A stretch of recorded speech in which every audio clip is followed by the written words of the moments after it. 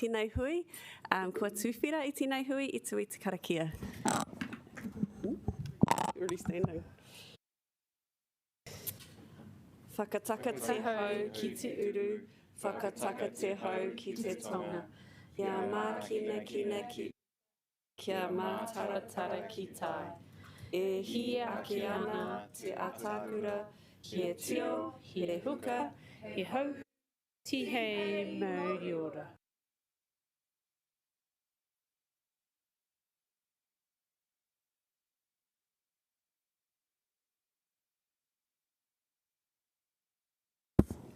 All right, welcome everyone to today's Pūroro Rangaranga Social, Cultural and Economic Committee meeting.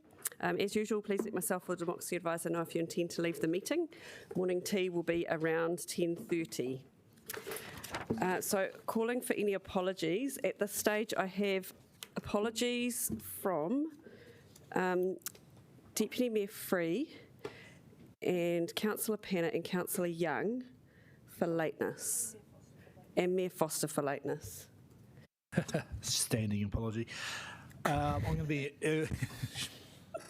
early departure. I've got a Wellington Regional Stadium meeting at 3:30, so probably heading off at 3. Oh, this committee finishes in the middle of the day because we've got hearings this afternoon. Oh, it's a different committee. Same people. All right. So we need to be really... Apology withdrawn. Yeah, cool. Thank you. You can withdraw that. And just to note that we have Councillors Matthew and Calvert online today joining us. So no other apologies. So I move the motion that the committee accepts the apologies from those councillors and the Mayor. Do I have a seconder? Thank you, Councillor Foon. So I now put the motion which has been moved and seconded. Please vote accordingly.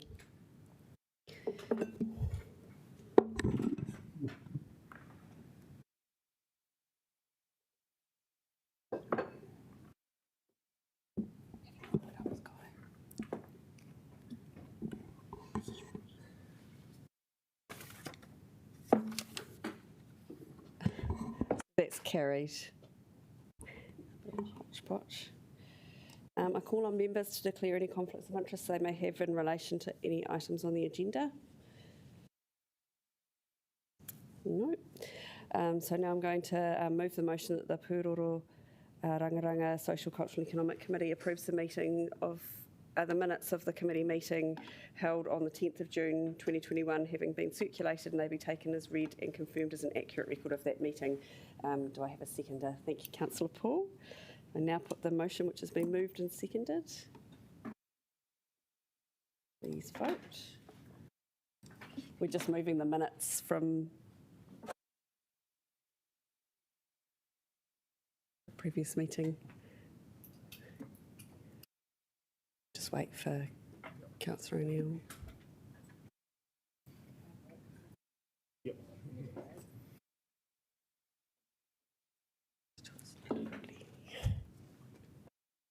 Got everyone.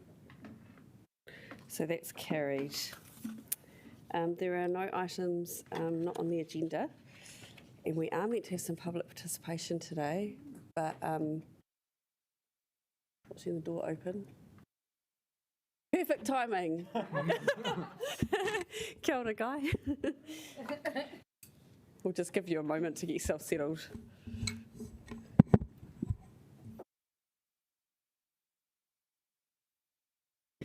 Thank you. Water here. Oh, so kia ora, Guy. We've just got to the point in that where it was up to you doing your submission. So welcome. Thank you so much for coming in to share with us this morning about inspiring stories and the upcoming festival. So yeah, you know how it works. You've got 10 minutes and there could likely be some questions within that time. So kia ora. No? Is that working? Cool. Kia ora koutou. Great to see you all. Thank you for the opportunity. Sorry I'm late, or right on time. Festival for the Future, quick show of hands, who's heard of it? Everyone, cool, great. So Council has been and is a supporter. Festival will be one of the opening events for Takina, the new convention centre in 2023, which gives us a really exciting roadmap to continue to build this event world class. Festival is New Zealand's biggest social innovation summit. really strong roots around youth development with a big, bold vision to back young people to change the world, and it's become more intergenerational year on year.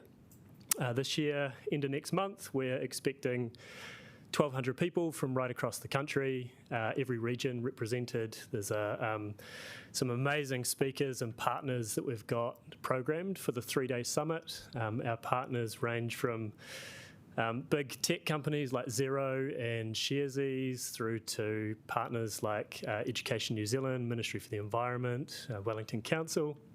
3-day program of inspirational speakers, workshops, some amazing satellite events that we're building out.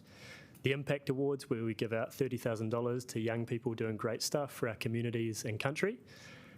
Some of the satellite events that we've got this year, we've got Grant Robinson hosting us for an event at Parliament as we celebrate 10 years of impact.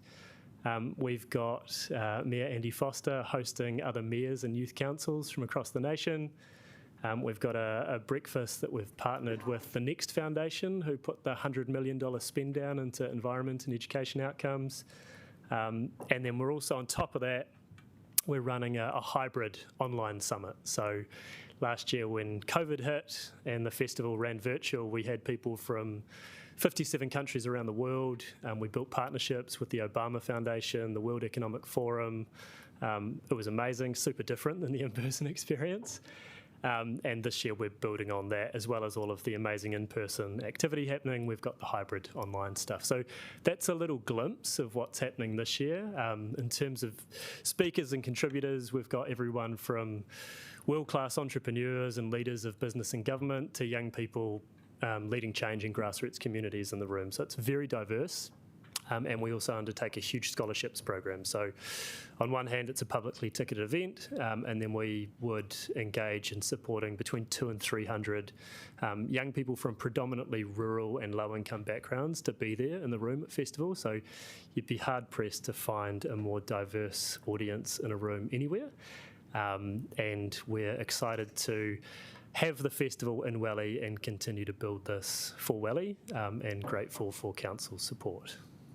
That's me. Kia ora. Any questions? I've got a partai. So just following on from what you just said there about the diverse group that come here.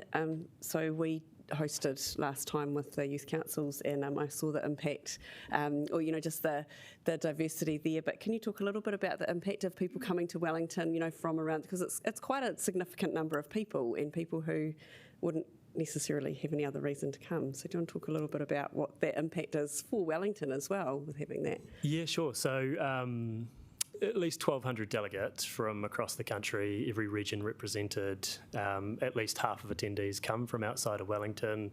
And within that, there's huge diversity. There's everyone from people like Miriam Kamo and Sam Stubbs, CEO of Simplicity. So, kind of established leaders with a lot of credibility, right through to rangatahi from some of our more rural and challenged communities across the country, some of which who have never been on an aeroplane in their life. So the impact for them coming to the big city, and checking out Welly for the first time is pretty mind-blowing, to be honest. Festival is one of our big flagships, is what we do as an organisation, but we run other programs that complement that. So our Future Leaders program, which is year-round leadership development for rangatahi in rural and provincial communities. Festival blows their mind, and then they go back home and are supported to develop and implement different projects in their backyard as well. So it's received plenty of life-changing and world-class reviews. And I guess in terms of economic impact for the city, there is a range of people that do come in, book accommodation, stay here. Some people who might choose to relocate and take up either study or employment opportunities in Wellington. So as well as the lots of social impact, there is an economic impact, and we want to do a longer-term economic impact assessment of it as well. Councillor Foon has a partai. Two partai, actually. Kia ora, Guy, and haere mai, welcome. So why do you do this in Wellington?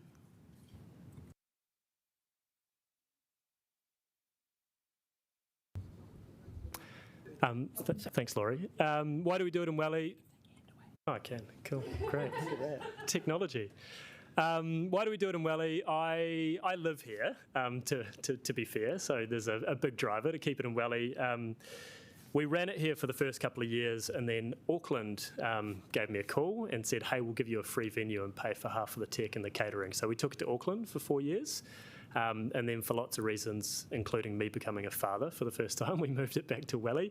And Wellington's the geographic heart of the nation. It's the political capital. It's, it's that much easier to get a bunch of government officials and ministers in the room.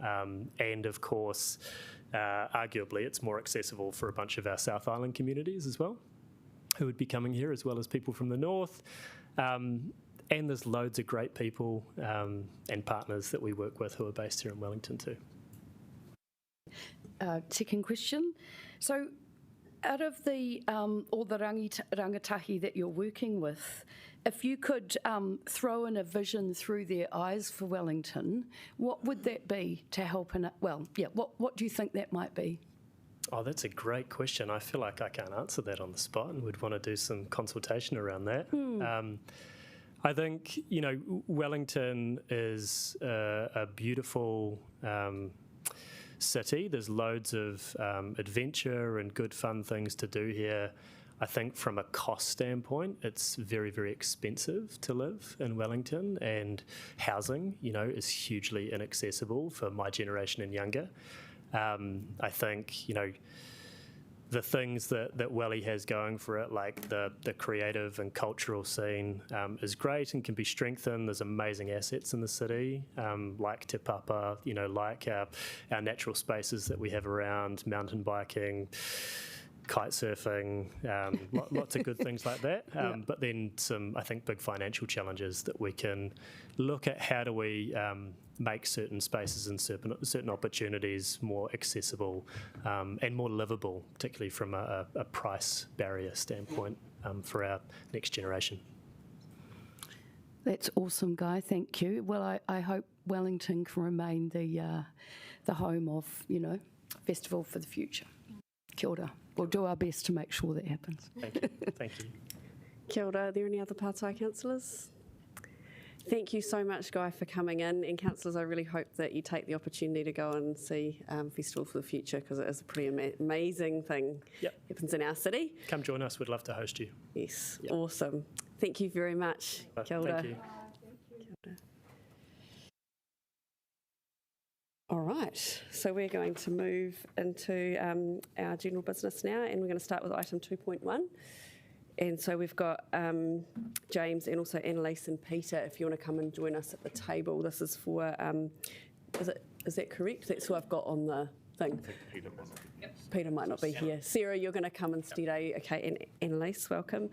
So this is the report back on the public consultation on new lease and new licence of Wellington Town Belt, Squash New Zealand Inc. and Tenera Garden Inc. And so we're going to get the officers to just do a quick intro for the paper, and then we'll do questions from there. So James, over to you. As you said, Madam Chair, the purpose of the paper is to seek a committee agreement to licence and lease renewal on the Town Belt, specifically for Tenera Garden at Tenera Park, and also the lease for the Squash New Zealand at Club Kelvin. Consultation on the proposals was carried out between March and May this year, and proposals were supported throughout the consultation process. That's pretty much it, so we'll open it up for questions. So, councillors, do you have any Pātai about this? We have had a lot of obviously information and interaction with this already. It looks like there may not be any questions, so thank you. You guys can now go back to your seats. So councillors, I'm just going to do a little bit of a reminder about our sort of tight time schedule that we have today and actually for the rest of the week. So what we're going to do is we're going to have the timer going today for 3 minutes speaking time, just so that we can keep a bit of a track of how long we're speaking and that we can try and really keep this meeting moving. So, yeah, that's going to be our little challenge, our whittle today, is to try and keep our speaking to under 3 minutes. So I'm going to ask who would like to move this paper. Is there anyone who'd like to move the paper? Thank you, Councillor Wolfe. Awesome. So over to you. Do you want to move it? Yeah, I'll move it, and I'm happy to support it as well. And I think we've said what we have to say, because it's a good thing. Fantastic. You stayed under 3 minutes. And Councillor O'Neill, you'd like to second. Is that correct? Cool. Would you like to speak? I'll reserve my right. You reserve your right. Would anyone else like to speak to this paper? Thumbs up. In that case, there's no need to do a right of reply. Wow, that was really quick. I don't even think we got to 3 minutes all up. So what we'll do now, what's that?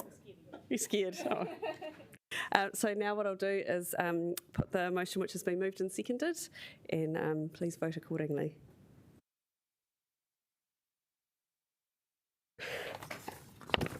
It's a good start.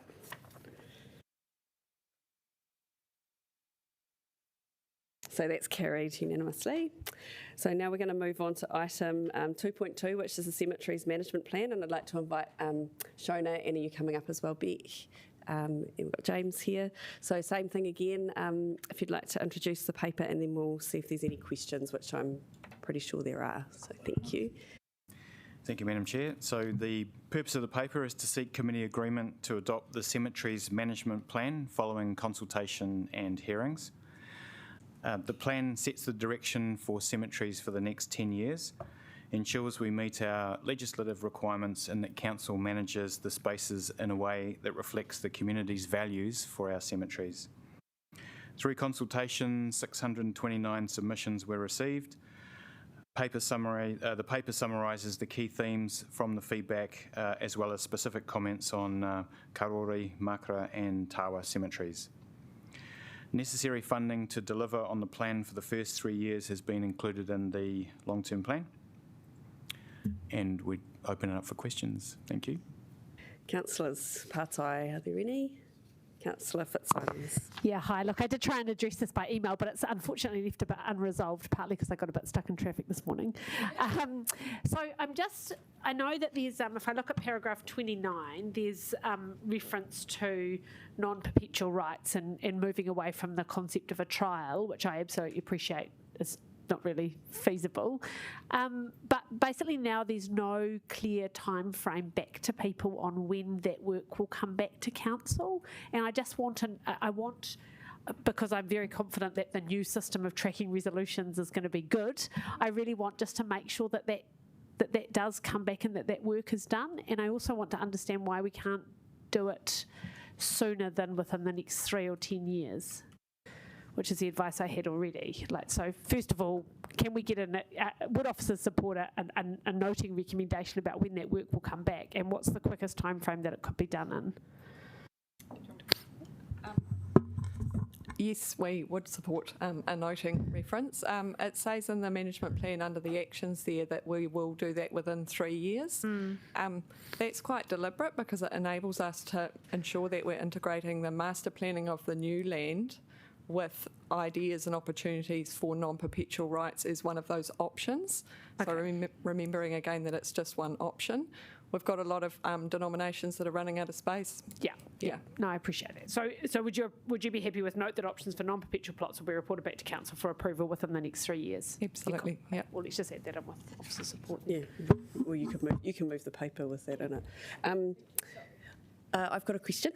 So it's under item 28 on page 22 of our papers, and it's around the mana whenua perspective and the vision, and it says that amendments are recommended to emphasise that overarching importance with regards to the relationships and the matters of importance. So it says amendments are recommended. Is that over time as we work through it with iwi? Obviously that amendments aren't recommended today, is that correct? I'm just trying to sort of put that into context of when that's meant to be happening. The amendment is proposed to go in today, so that is tracked in the plan, and that is the additional key value about recognising tikanga Māori, and the additional objective, which was to be working in partnership with Māori. So it was, or with mana whenua, it was intended to emphasise what is already in the plan in the introductory section. We've got a section there which was in the draft plan about our partnership with mana whenua.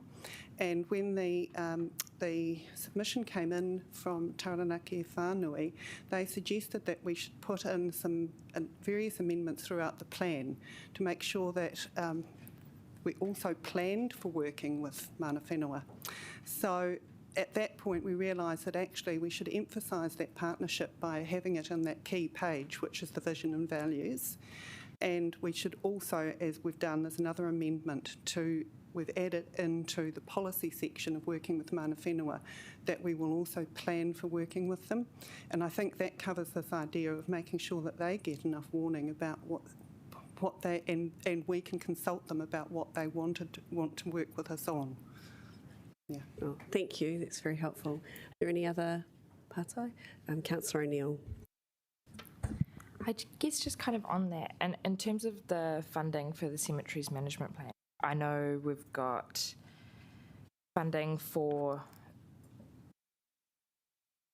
things like more acquisition and improving genealogy. Do we have funding in there for urupa and the mana whenua relationships going forward? Is that something already in the budget, or will we be seeking to increase the amount of money in there?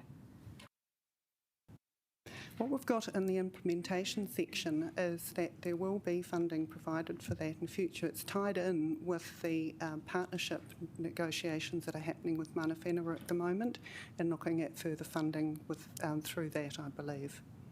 Cool.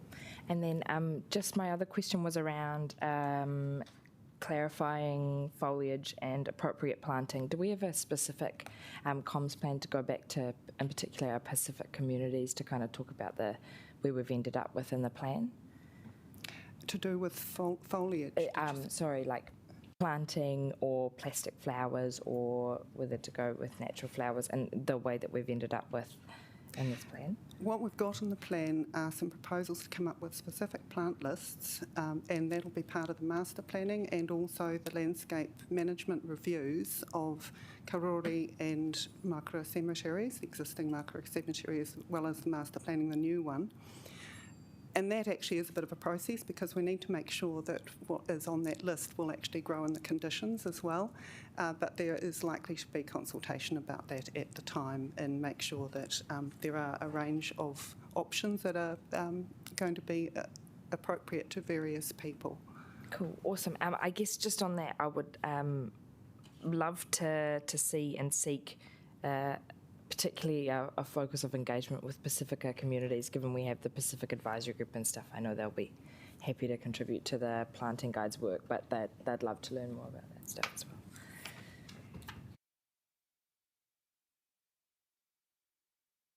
Are there any other questions? No? Okay, thank you very much. We will now move into debate.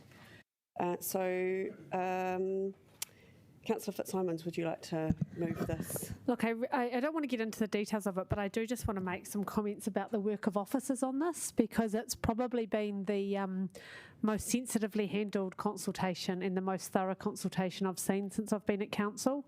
The work that's gone in, and you can see it in this paper, there's been a genuine effort to listen to the community, including up until yesterday ringing up a member who had directly got in contact, a member of our community who directly got in contact and raised a whole lot of issues. So I just want to really start by genuinely commending officers for the thoroughness of this whole process. It's been astonishingly thorough, and that this paper is only part of it, although this paper itself is also very thorough. And I guess I want to also acknowledge Shona and Beck, but also Elizabeth Reddington and her team who work in our cemeteries. They are incredibly kind and professional people who provide residents with a really sensitive degree of support and emotional help at a very, very difficult time for residents. And I've seen that firsthand, but also it came through so strongly throughout this process that residents are very, very well supported by our cemetery staff. And look, there's not the issues in this paper are the ones that we have canvassed and the ones that people have raised, and you can see that things like QR codes are included here. There's a real kind of drive around how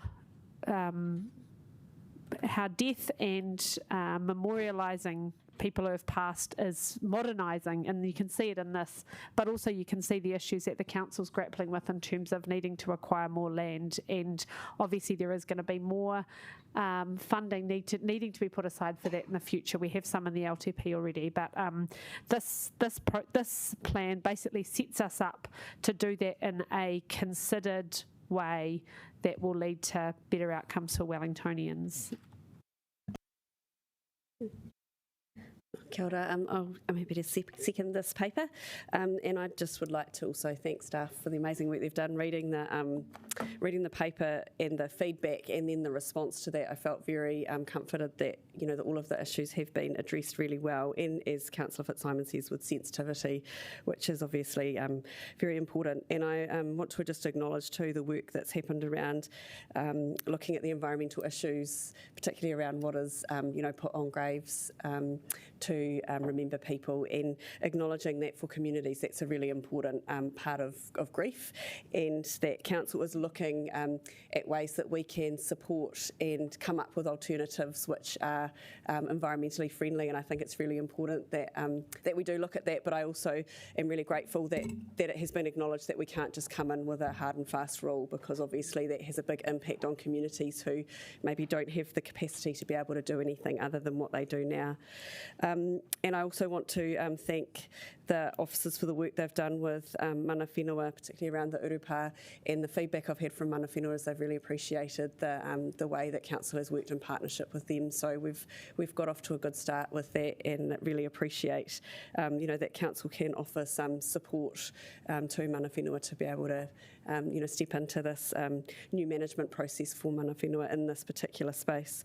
I also just want to acknowledge the Tawa Historical Society and the Friends of Karori Cemetery, who have worked with council and work really hard to try and help us, understand some of the historical importance of these sites that maybe we don't really know a lot about yet. And actually talking to Richard Bentley the other day, he was happy to come in and talk to us again, but felt that he didn't need to, because it had actually been really well their perspective had been well acknowledged in the papers, and he said from their perspective here it's all about implementation and how they work through what they can do to really help the community see what's up at Karori particularly, and that they really see the value in us working towards that being seen as a heritage park.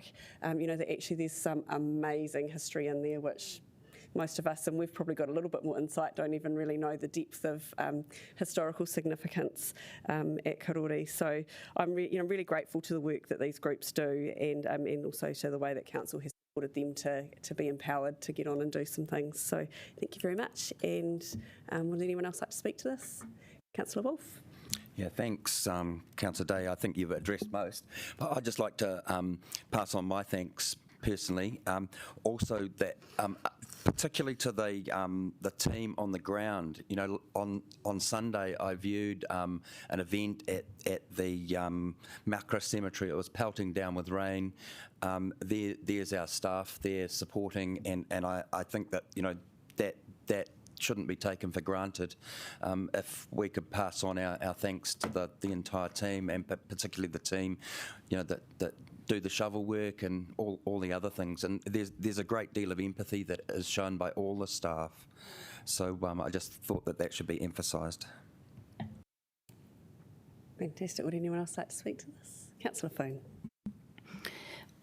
Just very briefly to tautoko what everyone has said so far, and particularly to the team at the cemeteries. I've really enjoyed our visit there, and really getting an insight into that side of how we manage our cemeteries and work with the people that are in difficult times in their lives. So thank you for all your work there.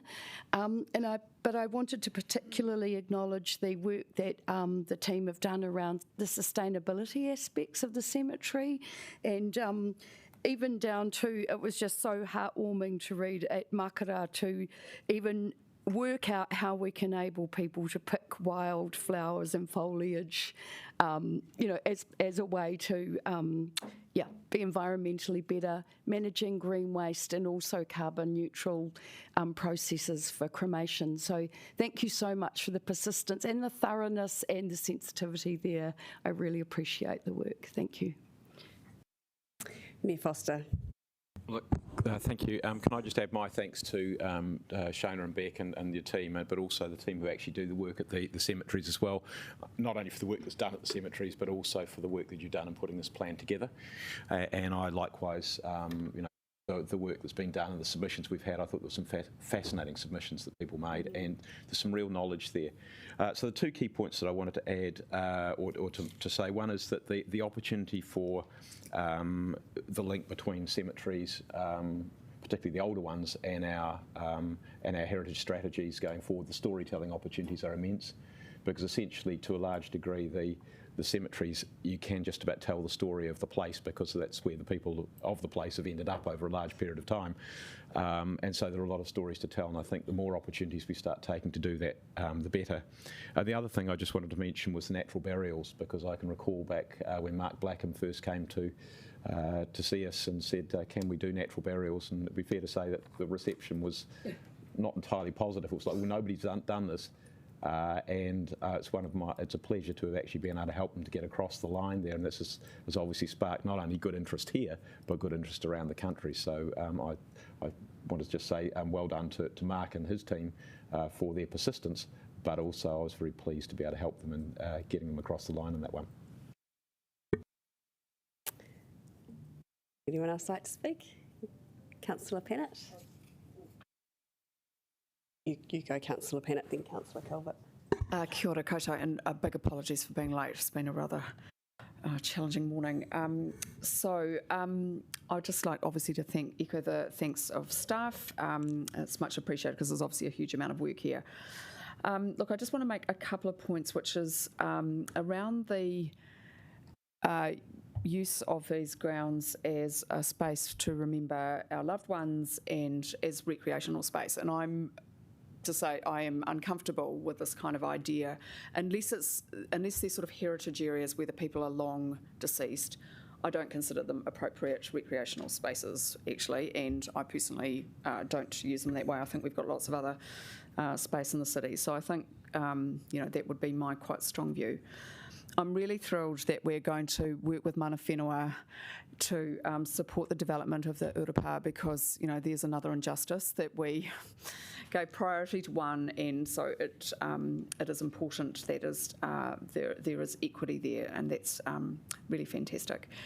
And just the last point, look, I'm very sympathetic to the issues around decoration of graves. For some people, that's very important, and I'm not going to have a thing about whether the flowers are plastic or not. That's just I don't think particularly helpful. So I'm not quite sure. I get all the officer reasoning. I'm not quite sure I agree with it. And but I do see in the report, there are some ways of decorating in a more environmentally sustainable way. So that's probably something that we can look at a bit in the future. But these places are incredibly important, and certainly the older parts, they're wonderful repositories of our history, and of course should be preserved. Kia ora. Councillor Calvert. Thank you. You can hear me? Yes, thank you. Look, I just wanted to add my support and for officers. I attended a session with the Friends of Karori Cemetery with officers, and they certainly took on board what I could see actively feedback from a group that actually gives a lot of volunteer time to preserving this place for the future of the city. And just following on from the previous speaker, seeing how the space can be used for many, not only as a cemetery, but also as a recreational use. It's got some, for Karori, it's got some lovely tracks, and I know a lot of people walk their dogs around that. So I really just want to commend the officers for listening to the community groups.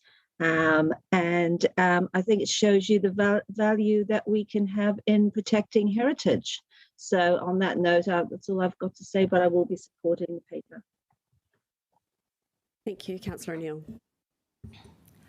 Thank you. I just briefly wanted to once again thank Shona and Beck and all the officers that took us out to the cemeteries and helped us to kind of understand the journey in that area.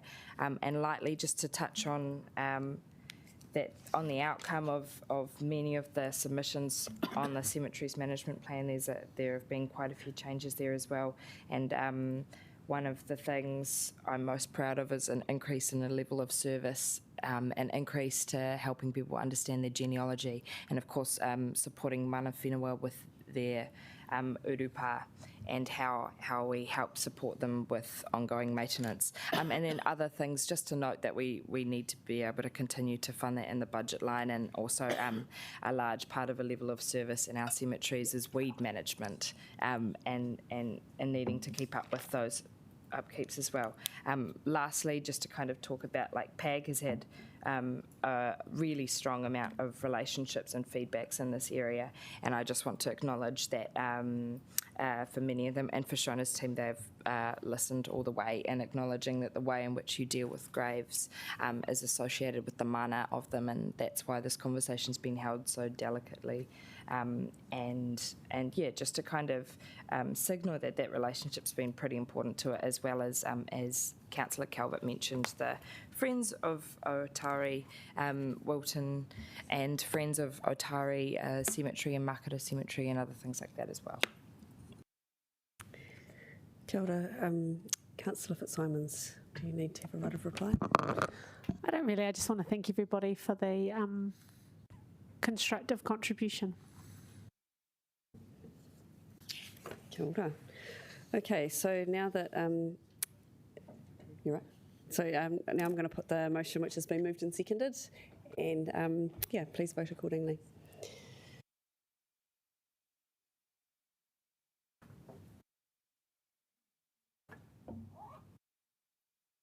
The room's filling up. It's okay. So that's carried unanimously. Thank you. So now we're going to move on to item 2.3, which is the alcohol fees bylaw. And so Jeff's going to come and introduce. He's got Jim Lewis with him. And is Lewis coming up? Or? No. Yeah. Cool. Okay, welcome. So I will let you introduce the paper, and then we'll see if there's any questions. Thank you.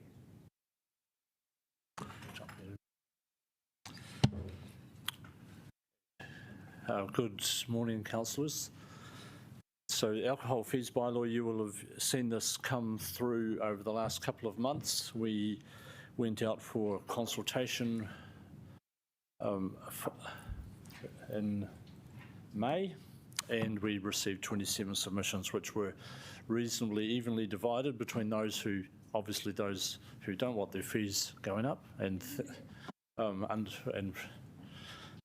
not an unpredictable response from those group, and but also a group who actually said no, it's fair enough, and that the sector should pay its way. That's where we're at. We're recommending that we do follow through and increase the fees for those licensees which are classified as high or very high risk, which is a definition set in the Sale and Supply of Alcohol Act itself, based on the hours that they are open.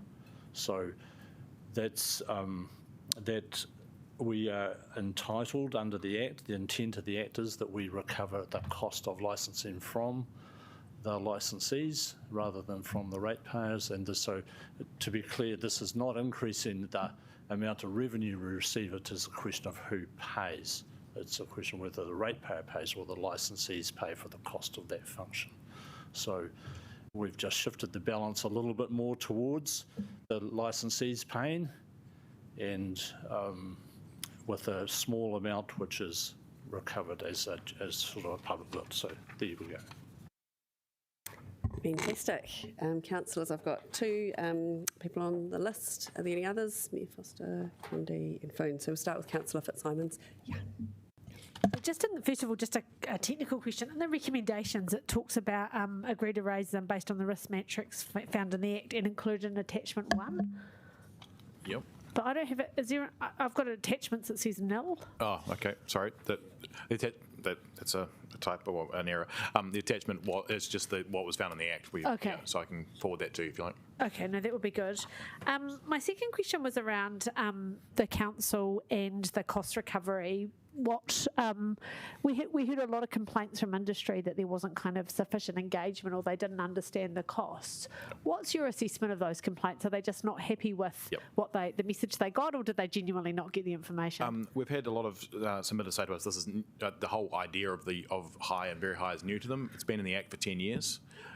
It's something they've paid fees on for 10 years. This is not new. We provided the risk matrix in the statement of proposal, and so they are aware of this. We've been talking. We raised the fees 2 years ago on the same principle, so they are aware of this. We have been talking to them. We've worked with them. They're not happy with. They don't like the outcome. Yeah. Okay. And my final question was really whether there's any discretion available. So yesterday I passed on concerns of a resident about the bar Dirty Little Secret and concerns about actions that had happened in there just last weekend. And I understand the council will be passing those on to the police. But I just wondered if there's any discretion for the council itself to amend the risk matrix or to somehow either incentivise or require increases based on our own assessments in terms of complaints and other matters, or is that strictly defined by statute? Strictly defined by the Act, yeah. The Act has, because it's been there for 10 years, we have to work under that framework. So what are the options for us when we're worried that, for example, security guards aren't taking their job seriously when they get complaints from people within the bar? I'll just... Lewis from the public health team. Oh, cool. Yeah, I mean, it might be there isn't, but I understand that we do have an ability to respond to those kind of complaints from residents. If we get an issue with a security guard, then unfortunately we have to pass it to the DIA who regulate them. Right. Yeah. So we would do that if we got so we'd pass it on. So the police would normally take the action towards DIA and make a prosecution case against them. And is there any mechanism back to the council, like that we would know about that or be reported on that, and could we factor that in any way, even if it's an education way or an incentivising better behaviour, or is there anything? Nothing. No, there's nothing there. So it's really just that we act as a clearinghouse. That we would get told. Right. That this has happened, and normally the outcome would be they probably strip his licence if it's that bad, so which would render him unable to be a crowd controller anymore. Yeah. Okay, so what's our advice to residents when they ring and complain about, actions like drugs being sold or security guards not taking concerns raised about safety seriously? Yeah, so we would push them towards the police. Right. So normally we'd take their details, pass it to the police ourselves, but encourage them to file a report as well. And in terms of a sort of licensing aspect, there's nothing we can really do apart from sort of pass to DIA or the police. Yeah. Okay, thanks. Councillor Paul. My two questions that I sent through on Friday was, the first was how much does the 15% of cost recovery from rates or fees cost in dollar terms? $210,425.15. Oh yeah. Oh, okay. And so whereabout? Really? I'm pretty sure they can. We can hear. Oh, okay. Probably not. Whereabouts in the Sale and Supply of Alcohol Act can I find the definitions for the risks? It's in the regulations, which is 2013. So it's which I think it's section 5 and 6 of the regulations. Oh yeah, so I was looking for it before, but whereabouts is it under interpretation? No, it's under regulations, not the Act. So the regulations are part of the Act, but it's a separate regulation, separate passed in 2013. I think it's section 5 and 6. So when people are getting their licenses, you just refer them onto that for the definitions, or these classifications are in the Act, in the regulations. It's just because it wasn't sent. I just don't know what I'm looking for, what those are. So I'm just trying to get some clarity. And because wasn't that some of the main feedback from? No, was that they didn't understand they what were the sent definition- that information in their statement of proposal. Yeah. So that, and like I just said, they've been paying fees under these regulations for the last, well, since 2013. Yeah. So not quite 10 years, but so they are well aware of this. So their argument that they're not is, and we've outlined this as well in paragraph 74 and 75 of the paper. Was sections 5 and 6 of the regulations have outlined the framework, the fees framework that these fees are made under. So their concerns that they don't understand what the definitions are was just them not having looked at what you had said. Okay. Yes. So there are a lot of bars are saying they don't believe they fall under the high risk category. Oh, okay. So the high risk is because of the hours they're open generally. Oh, yeah. So you get what was it?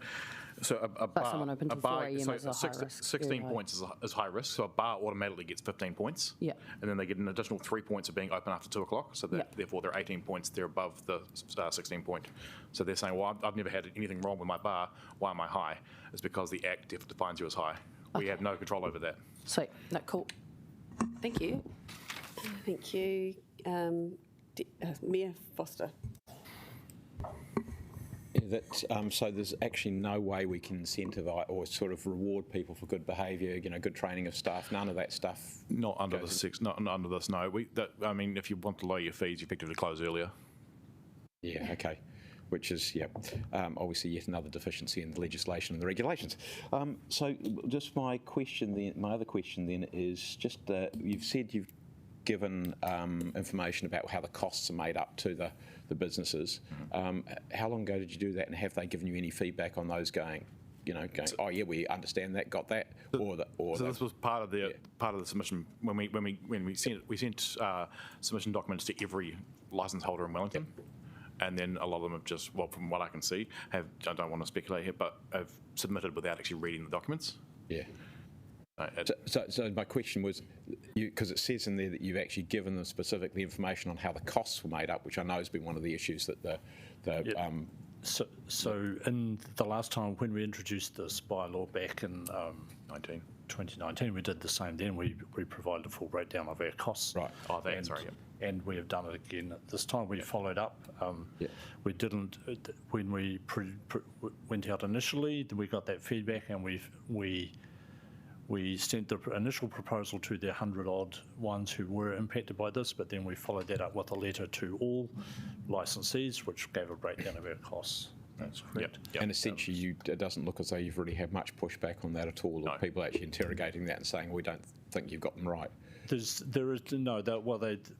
certainly feedback that we should re-examine our costs and do what we can to reduce our costs, and we have been looking at our existing processes. In 2019 we got a contractor in to review our processes, who said they were reasonable for what they reasonable.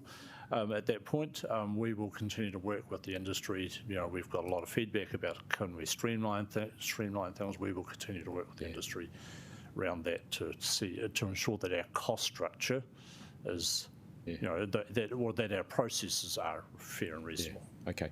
And look, the final one was, I know there was some discussion about how we dealt with the fees for hearings, and I know it's not entirely within people's own, within the applicant's own ken, because they can't determine how many people oppose or don't oppose an application, but some of them are obviously much more complicated, more challenging. But we still charge a flat rate, don't we, for most of those, or do we vary it? This is why we don't charge for hearings. So we don't charge for hearings, and so that's why we've allowed the 15%.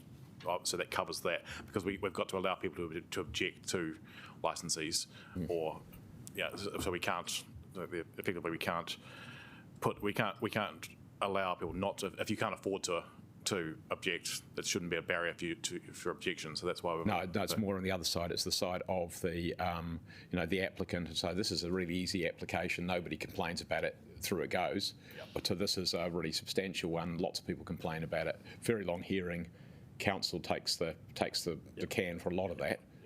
Yep. So there's no incentive again to make it to comply, to do everything well, compared to not.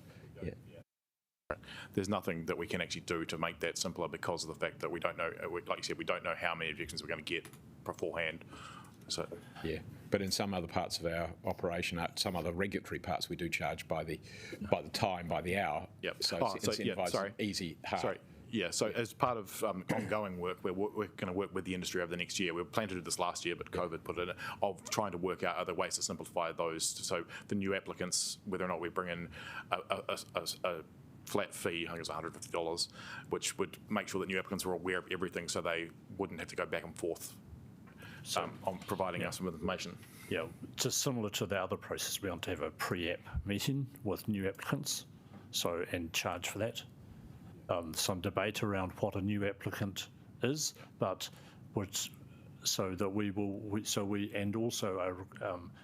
we get a lot of incomplete applications. So it wasn't quite what I was thinking of, but yeah. But that to try and ensure that the cost goes on those which are more, but if there's other ways that we can look at our cost structure to, so that it reflects the workload, we'll look at that. That would be helpful. Thank you. Thank you. Councillor Foon. Two quick questions. What in paragraph number 6? What does working with industry look like for us? And just around the off licences, supermarkets and bottle stores, is there any way we can advocate to get them up in the risk and to have higher licence fees?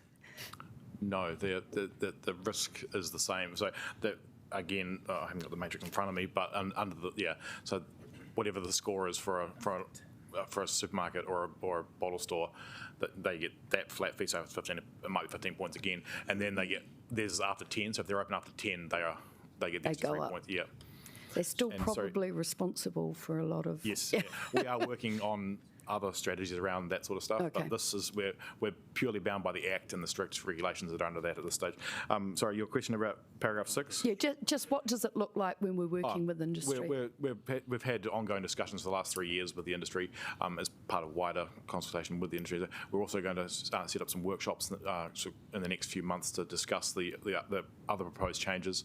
We do have constant kōrero with the industry on this, so it's an ongoing. Great. So good relationships? Reasonably good relationships, yeah. Good. Awesome. Councillor Young. Thank you. So I couldn't see in here, I thought there was going to be a list attached of the high-risk bars, so I know where to go. But I couldn't see a list anywhere. Do we have a list? We can provide you with a list if you like. It's basically any bar that's open after 2 o'clock. Exactly.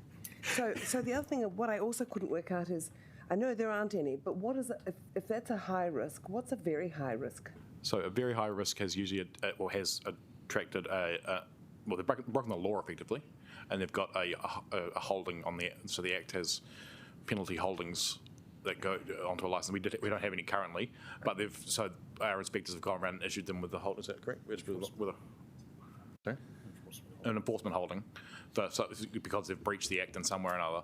I think if you get more than 2 in a year, you're in big trouble. But it automatically adds 10 points onto your score, so suddenly you're up to the very high. I think it's 18 months, but I'm not sure. I'll come back to you on that. Okay. It's 18 months, yeah. Councillor Pennant. Thanks for all your work on this. So just for absolute clarity, we're collecting $1,000 from 108 businesses, which will increase the amount of money that is paid. It's just the way it's sort of communicated, because we are getting extra revenue, but you're saying we're not going to use the extra revenue for something else. So currently we incur all those costs now. So, and it's a question, some of it is paid by you as a licensee, and some of it is paid by Mr. Rush as ratepayer. So, and all we're doing is shifting that balance to say of the 100, we want to push more of that cost towards the licensees rather than being paid by the ratepayer. So we're not collecting any more dollars. It's just a question of who. Yeah, I'm not quite sure about that as a comms. I get the point, just as a comms point. And the other thing is, I did look at the reviewers' comments. So they're good for basically how poor our computer systems are. So in terms of cost, we're going to upgrade them through the Smart Council. Maybe James can help. So how much is that going to cost them? Because that cost of upgrading our systems will add on. And I'm a bit sympathetic to some of these people. They are really being slammed, and COVID's been a disaster. So I just think we need to be transparent about those costs too. Are you expecting an answer? Yeah. I'm sort of not sure where the question is. How much it's going to cost to upgrade our systems, and then will that be passed on to people who, when we're doing our work? Because it's not just obviously alcohol, presumably. Through you, Madam Chair. So we have a total amount of money that we spend on systems, software and servers and stuff. We wouldn't want to increase that. So we try to work within that budget. So we're looking to modernise and replace and improve these systems without spending any more money, in other words. Just for clarity, that means we can achieve that. We have done, yeah. Absolutely. So that means that the costs wouldn't go up when we've got improved services for licensees? So I can only speak from a systems perspective, that the cost shouldn't go up for providing better systems, absolutely, and that's the dividend from technology development.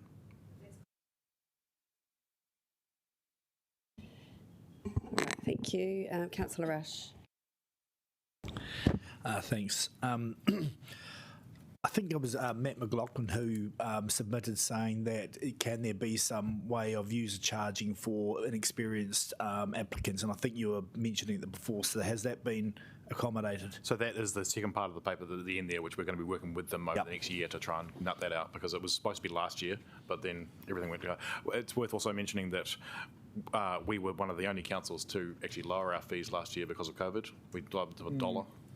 For the fourth quarter. No other council around New Zealand did that. So yeah, we have worked closely with the industry to try and make this easier for them. Thanks. Thank you. That's all the councillors on the list for questions. So thank you very much. Appreciate you doing that. So Councillor Paul, would you like to introduce? Sure, thanks officers for answering those questions. I think it gave us a pretty good overview of the contents of this paper. So open it for debate and let's just see how it goes. Thanks everyone. Thank you. Councillor Fitzsimons, would you like to second? Yes, I'm very happy to second, and I just wanted to say that I really applaud trying to take an evidence-based approach to the way that we charge in this area. Would anyone else like to speak?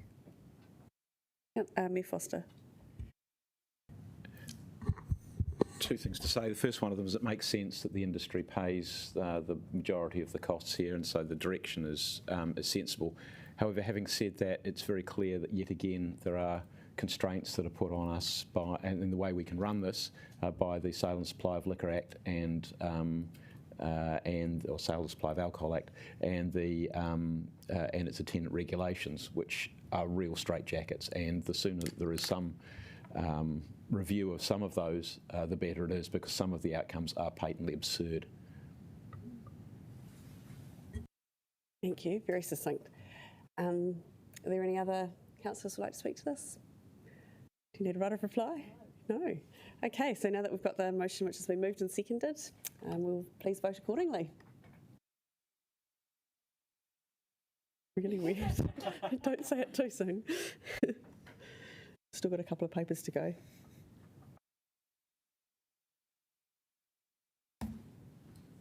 She's good. Okay, so that's carried unanimously. And we are going to break now for morning tea, and we'll come back at 11:15.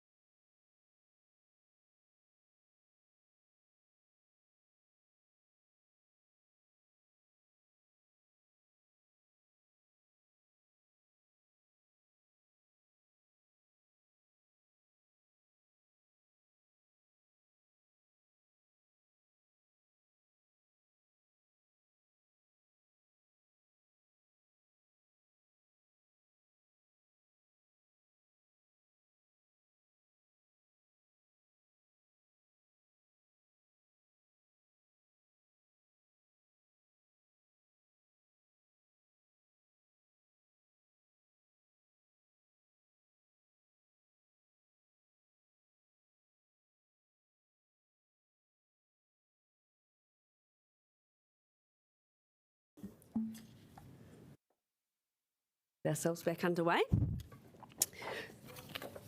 So we're now going to move on to item 2.4, the Trading and Events in Public Places Policy. So I'd now like to invite Christine and Jeff to introduce the paper, then we'll have any partai from councillors, and then we'll go into debate. So over to you two. Kia ora. Thank you, and good morning again. Christine will do answer all the questions, but just to very briefly introduce this. The vision that we've got in place here is to try and create a policy which supports trade and event activity that enables Wellington to be, vibrant, safe, and lively and inclusive. All those good things. There's a reason why we're doing this. It was an earlier recommendation in the earlier our accessibility action plan to revise our footpath management policy. But we have two policies which operate concurrently in this space, a footpath management policy and a trading and public places policy, which overlap. They're quite out of date, and they don't cover the complexities of a lot of the public land that we manage. And in actual fact, we are quite often turning away applications for trade and activity. So, and there's also this conflicting use of how we manage some of this space. So, this draft policy that we want to that we have in front of us, which we want to put out for consultation, tries to address many of those issues. The problems we are trying to address is we want to provide support for active activities in the public space, and we've identified a range of new locations. We want to look at how we license that and shortening license periods. We want to promote activities while addressing the issues of transparency and also dealing with the issues of, there is conflicting uses of public space, so we actually need to address some of those things. So there's a whole range of things in the paper. It is quite complex at times, but I'm sure Christine will be able to explain and answer all those questions for you. So thank you for the opportunity to put this in front of you. Kia ora. We do have a few people on the list so far, so we'll start with you, Councillor Paul. Kia ora, thank you for all the different workshops on this policy to make sure we really understand it. So I'm just going to go through my list that I sent through on Friday. So with marches and protests and rallies and stuff, do they tend to pay for their own traffic management plans, or do council have some that they pay for, like a Very Welly Christmas and stuff? I'm just going to write the answers for you. Kia ora. So most marches and protests are all paid for by the organisers of the events. Council, during this term, has paid for the school march for climate change, and that was just because there were children involved. And we also paid for the traffic management plan for a Very Welly Christmas. Okay. And all up there about 5K and the vegan each. protest. Cool. And then my next one was, how is that traffic management, how are those requirements determined? Is that a council thing, or is that like a central government kind of requirement? Sure. So traffic management requirements for protests and all on-road activities are set out in the Code of Practice for Temporary Traffic Management, which is called COPTM. Oh, yeah. So our council's traffic management coordinators are in the customer and compliance team. So they're required to ensure that all traffic management plans, even council ones, meet that code. And that team need to be relatively independent because they're performing that regulatory function. So Wakakatahi are the owners of COPTM, and something to be aware of is that while COPTM is a code, it is treated as legislation. Oh, yeah. And yeah, in theory, the council could develop traffic management templates for events that are occurring and that are occurring on the same streets and at the same time. For instance, the Newtown Festival or the Anzac Day parades, because those events are relatively predictable. But it would be a lot more difficult to create templates for events that change or on different streets because obviously the risks are different. Yeah. Okay, cool, thank you. And then this is in regards to 7M on page 200 of the papers. What about public meditations? Because I've noticed a few of these in Cuba Mall. Are they, do they fit under there anywhere? Yeah, so they'd Do be people need a classed as an licence for that? event and treated the same as a protest. So we're really clear in this policy that this does not affect your right to freedom of peaceful assembly and freedom of expression. However, if it did affect other people's movement and freedom to use public space, they are required to provide notice to council. Cool. And then in regards to booking Civic Square, is there a way that we can simplify that process at all? Because I've found it's quite difficult and it would be good to simplify it so that we can activate that space more often. So the process for booking Civic Square is the same as booking any public space. So there's an event request form and that's all a manual emailed out PDF form. So we can make that an online form, which would be a lot simpler. And then depending on the scale of the event, there might be a requirement to do a risk assessment and hazard management form as well. And what we can do to make that simpler is provide templates and work. The team, the events team can work with the organisers to help them through that form. Cool. So that's becoming an online form? We will be working after this policy has been adopted. We'll be working to make sure that everything's online and simple. Awesome. And all the information is really simple as well. Sweet, thank you. And onto my ones that I possibly might move amendments around. I just wondered what you referred to when you classified vaping in the same category as smoking in the smoke-free area, like what evidence you considered. Yeah, so thank you very much for that question. So our current Smoke-Free Wellington action plan is both smoke-free and vape-free, so we're aligning with that. We have had support for this section in the draft policy from Takarimatiata, and we have Catherine here with us today.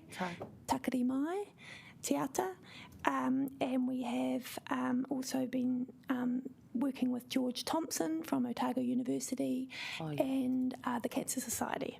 So their advice is that it's greater simplicity to have the same regulations around locations for both activities, so both smoking and vaping, and it's better not to get to a point where we're having to change from normalising vaping to denormalising it.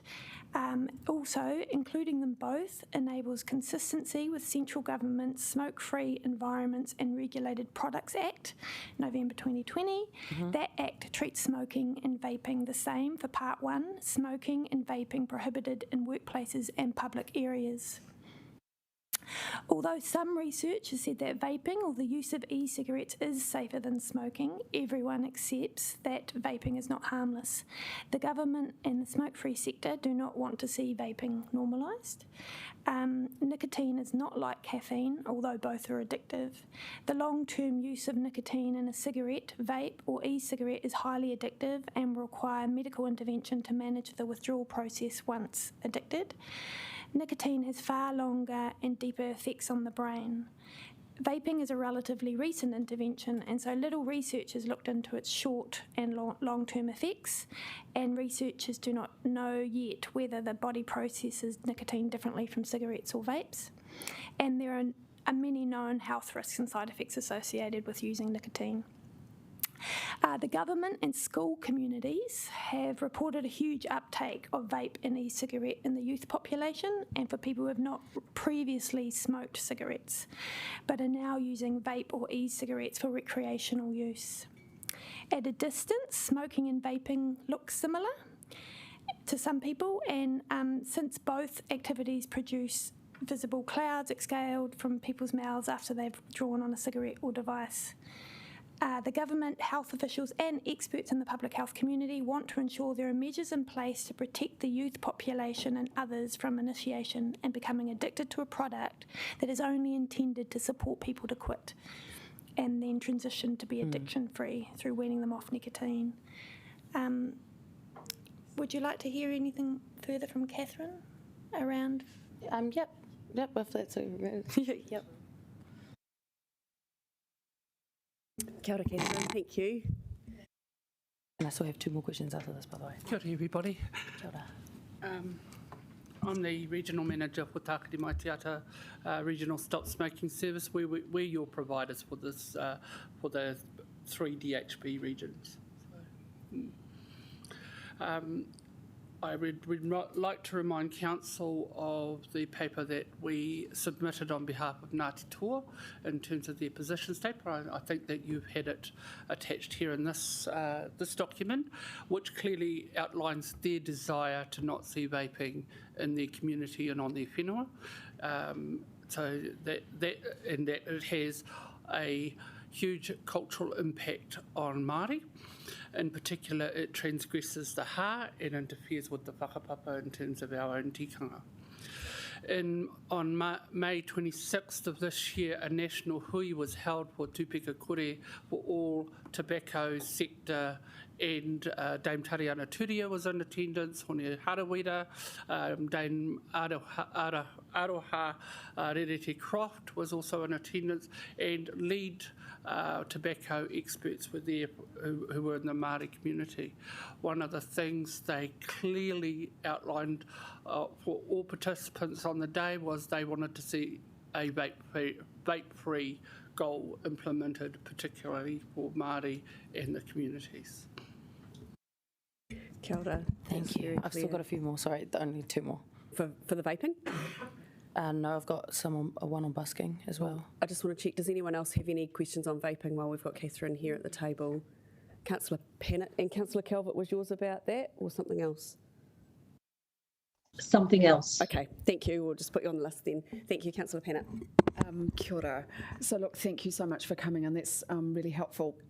So I have real issues with smoking and vaping, but I didn't want to kind of say, you know, like Māori should be able to determine for themselves. So you're really clear, not just for Ngāti Toa, generally around the country, that tangata whenua is sort of taking a common position? All I can say is that as a Ngāti Raukawa woman, clearly we have a position in terms of smoke-free. I can't talk for other hapua niwi. Ngāti Toa has declared this, so as the regional provider, we follow their suit. And ensure that we support their position. What I can tell you is that 90% of this community does not smoke. Nearly 90% of your community does not smoke. In designing your policy, the question is still, who are you designing it for? The 10% who do smoke and vape, or the 90% who don't? This is about taking leadership and future-proofing a community that is asked to be supported. Kia ora, thank you very much for that. It's very helpful. Thank you. Kia ora. So for the smoke-free areas, this is these are for bars and restaurants and stuff who have got some area on public land. So in that area, there will be no smoking or vaping. Yeah. Okay. So footpaths. In public areas, and it's for all approvals issued under this policy. So it would include things like mobile coffee carts and equipment hire. Cool. Yeah. So no smoking. Yeah. Sweet. Well, okay. And then my last one is just about the busking. Yeah. I couldn't find, and thank you so much for all those answers. That was actually really helpful because I was just kind of wanted to understand the evidence base a bit more. Yeah. With the busking, when are we restricting those hours to when people are able to busk? I just couldn't find it in the papers. So I just want to say that this policy is aiming to support busking and street performance because of the vibrancy and the safety that it does bring. So we agree with that. And the previous policy, so the footpath management policy, had the hours finishing at 3 a.m. And council received a lot of complaints around noise from busking. And so what we're trying to do with this policy is just bring it more into alignment with the district plan requirements around noise. So you, we can still busk anywhere till 9 p.m, which that hasn't changed. It's just a 3 a.m. part that's changed. So you can busk in some locations, and what we're proposing is to change it to 12 a.m, not 3 p.m, 3 a.m. Yeah, and that's the only part. Is that like along like Courtney Place? And Yeah, and that's only on Fridays and Saturdays, and it's only in Courtney Place. So the only part that's changed is just moving 3 to 12 on Fridays and Saturdays. Do you think they provide like some safety elements in terms of like passive eyes on the street? Yeah, and that's what we've said in this policy. So all the activities around trade and activation do provide some sort of safety element, because more people are drawn in to take part. So there is that passive and active surveillance. Okay, thank you. Kia ora. Councillor Pennant. Kia ora, and thank you so much for all your work. Like, it's huge. So, and you do give the best briefings. Yeah, you're amazing. I'm going to ask first of all about chuggers. I've got a bit of an issue with. I know they are doing a good job, but it is just a bit irritating. These are the charity muggers. This is what face-to-face subscription based. Yeah, I think there's there's lots of them. I told you, I think the classic case was when a Greenpeace person said, "Don't you care about the environment?" to me once. Yeah, so I'm just wondering if this is kind of enough. I think it just can feel a bit to people who do give money. Obviously, we all give money if we can afford it. But the people are actually approaching you, and whether it's, I mean, when I've stood on the street doing street collections, I usually don't ask people for money, so, yeah, I'm just wondering if, well, I guess this is going out for consultation, so we'll hear from people about what they think, but yeah, if we were going to do something, what would we do to regulate them a bit more?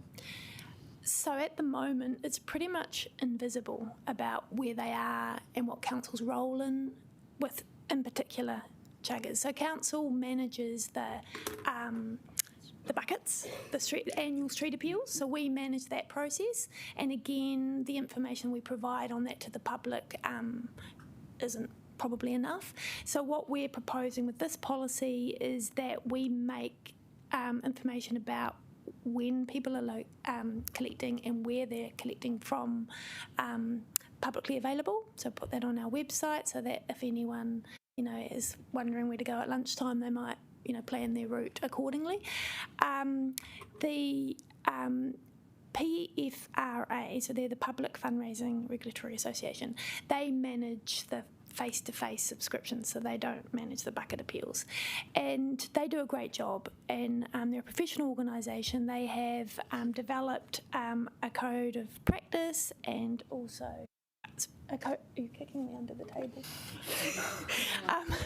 A code of conduct, and they also have a complaints process. So, and then what they're also doing is developing their software so that they can have that live information about where the collectors are. And what we're going to do is link into their website so that if any public have any issues around any particular collectors, they can complain directly to them. We're going to also make sure that to do the face-to-face subscriptions in public places, you need to be a member of the PFRA. Currently, you don't have to be a member, so we would make that in Wellington's public places. We're proposing that they have to be a member of the PFRA. But yes, that's right. So public consultation will tell us. Well, people will come back. Yeah. On the micromobility, if the NZTA changes the rules around cycle lanes after we agree this, can we make an amendment to the policy? Because I'm very keen to get the scooters off the footpaths. So absolutely. Yeah, yes. We can do that. Okay, yep. Cool. And sorry, one of my colleagues just reminded me, I did ask a question about sex workers when we originally started this. So, sorry, I didn't see anything in there. Apologies if I've missed it. So there is nothing to restrict people's soliciting? No, I met with the NZPC and just let them know what we're proposing in the policy, and we've stayed silent because at the moment there is no problem with sex workers on the... So, do we need a positive statement? Well, it's the law. Yeah, so I just wanted for clarity. There could be other things that might sit in there though as well. So yeah. Anyway, okay. No, that's fine. Thank you. I've got a couple of parts. The first one is on page 643, but page 22 of the document. I'm just showing how many pages we've had actually on that. It refers to recreation services provisions such as dog washers and mountain bike cleaning. I think it's meant to be dog walkers, is it? I thought it said. Do we have dog washers on the waterfront? No, no. This could be. It could be anywhere on the town belt. No, at certain sites. So, for instance, Trilisic Park is an area where a lot of people go to walk their dogs, and we understand from users that they would like that, to have their dogs washed before they put them back in their car. That's awesome. Yeah, so there may be a business for it. Yeah. Just trying to future-proof as well, and that's awesome. Yeah, very cool. Oh, it's good to clarify that. Also, got a question about so it's around sort of page 24 or 645 of our papers. 645. Is it? Yes. Around the places that we designate in our reserves, and other things. But what's come up for us in Tawa is that we've had the Plaza upgraded, and as part of the upgrade, they put electricity connections under one of the seats so that you could have live music and things happening, so that the space could be activated. And that was awesome. It was done really well, but then it kind of fell off the edge, and there wasn't really anywhere for it to sit if people actually do want to activate the space or have food trucks come in or that sort of thing. There's not really a clear process with how that sits and where it sits and what we do, and I wonder if that might be something that this policy could pick up. Absolutely. I don't know do we need to do an amendment for that? Is that something that's a bit unique, or can you see a space where that could fit in already? So is Tawa Plaza a reserve? No, it will be counted. I think it used to be a road actually, technically. Right. But so these sites that are listed are only reserve and town belt because we have to consult on them. All the ones, so at the moment we have officers working on identifying sites that are not on reserve or Wellington town belt, and because we don't need to go through that public consultation process on that, we've not included them, and also because they might change.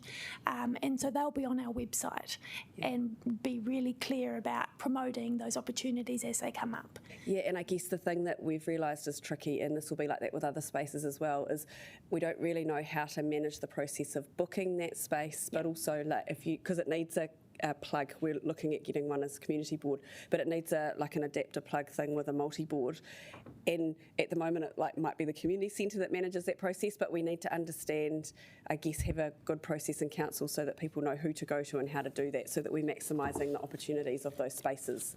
And what we've put in, can I just see the paper, under the recommendations there, recommendation 5, just to note that as part of the Ahotini LTP initiative, we've included 180k annually, and that's for a position to support with that the community with having events and so forth. So at the moment we don't have a lot of resource in that area, and so this would be that could be used for that, because it's a really great idea, and I'd love to see more spaces with the ability for people to roll up with a food truck, or potentially some young people wanting to play, set their band up or something, and that they can actually do that with power source there. So it's a really cool thing. So that's really good to see how it could connect through. Thank you. Councillor Calvert, you've got a question? Yes, I have. And it's just carrying on from Councillor Paul's question about Let's Get Welly moving and the council funding road closures for that. But isn't that, can you just clarify whether that funding is part of what the commercial ratepayers fund as part of their rates in the downtown levy and as part of our city events budget? Oh, do you mean the traffic management plans for strikes? Yeah, the work associated with that event. And sorry, what was the question? Where did it come from? Yeah, I mean, I think you made a comment that it was from council funded it, but is it essentially being funded out of the budget from the downtown levy, which goes into these type of activity events to encourage people into the CBD and to avail themselves of the hospitality and the retail. I would have to get back to you on that, but the council sponsors many events from the community event sponsorship, the City Recovery Fund or Wellington NZ, but the sponsorship is normally towards the event, not the traffic management plan. I would assume the traffic management plan component came out of the individual teams' budgets. For example, the School March for Climate Change, that traffic management plan came out of the street activities team that sit in the transport team. It came out of their budget. Does that answer your question? Not really. I think we are talking cross purposes here. What I'm just trying to sort of find out that sometimes it's not just from a normal budget, it's actually part of the events budget for that particular event. So all the costs associated with it. So for Let's Get Welly Moving, there's lots of costs associated with that, street performers and other costs, and traffic management is one of those, which is part of an overall budget for the event. But it probably won't add too much to the debate. But I'm just trying to sort of figure out how that might be different to, a one-off street march.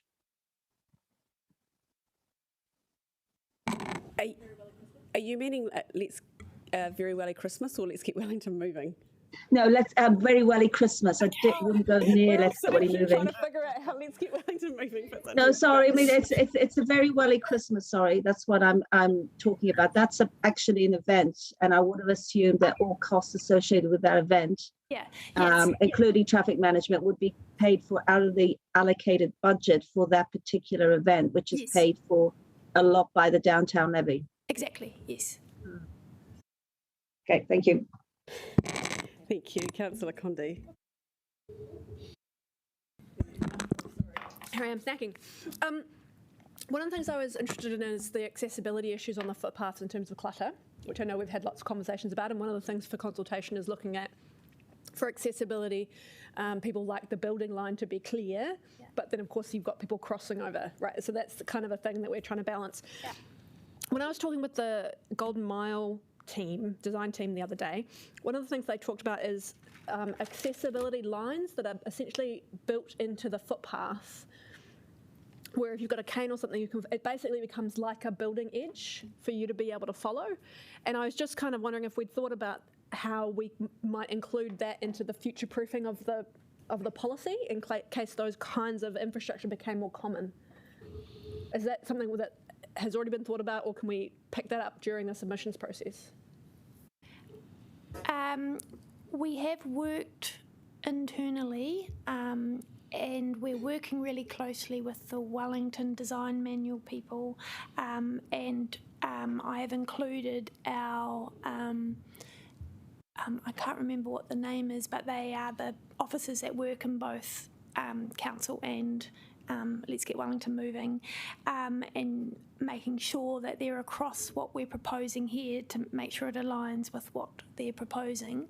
But because we've just formed the position in the policy that ideally keep the building edge free, but we've made it really clear that we don't have enough information on it, and that the consultation period can be used to find out a bit more about it and how it will affect people. So sure, absolutely, in that process we will find out a bit more about that and making sure that it is future-proofed and aligned. That would be great. Accordingly. Yeah, thank you. Because if we do end up introducing that technology along the which Golden Mile, sounds we want to be amazing. ready to go. Yeah.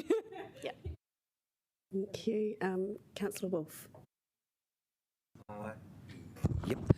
Page 615 and mostly 135 and 136, which relates to commercial tours, and I'm just wondering, you've explained the proposed policy, and you've talked about regulation. Does that include thinking about applying costs to some of these businesses? For instance, the commercial tour with the cycling, the mountain biking, but is that something that you're looking to?